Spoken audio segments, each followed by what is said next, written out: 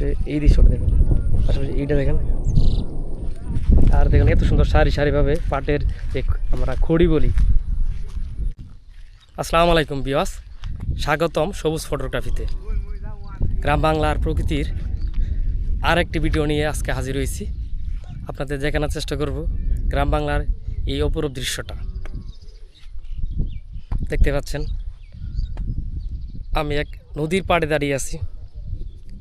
এই হচ্ছে নদী।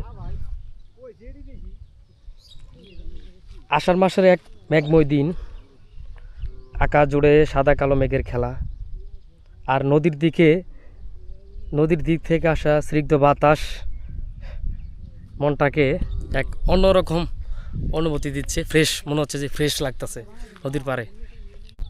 এদিকে চারপাশে শুধু সবুজ প্রকৃতি আর সবুজ প্রকৃতি। আমার পাশেই বয়ে গেছে নদী। নদীর পানিতে দেখতে পাচ্ছেন যে নদীর পানিতে কৃষক ভাইরা পাট পরিষ্কার করতে ব্যস্ত।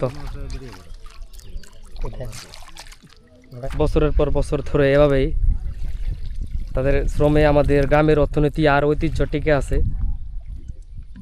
নদীর পাড় জুড়ে দেখতে পাচ্ছেন যে সারি সারি করে সুগানা দেওয়া হয়েছে পাটের খড়ি। এদিকে দেখতে পাচ্ছেন এই দৃশ্যগুলো যেন গ্রাম বাংলার এক চেনা এক জীবন্ত ছবি। আষাঢ় মাসেই শুধু খালি বৃষ্টি হয় না এমন কিছু না, যে শুধু আষাঢ় মাসে বৃষ্টি হয়। আষাঢ় মাসে কৃষকের প্রায় সময় ব্যস্ত থাকে। এই দেখতে পাচ্ছেন তার উদাহরণ দেখতে পাচ্ছেন এখানে।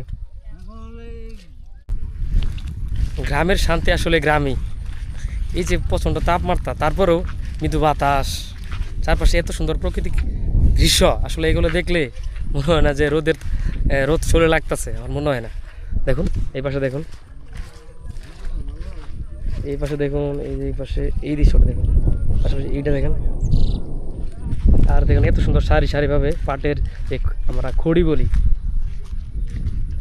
বা শোলা বলি আমাদের আঞ্চলিক ভাষায়, জামালপুরে এভাবে রেখে দিচ্ছে এইখানে। আর এইদিকে এই পাশে নদী, সরাসরি একটা ভিউ অসাধারণ।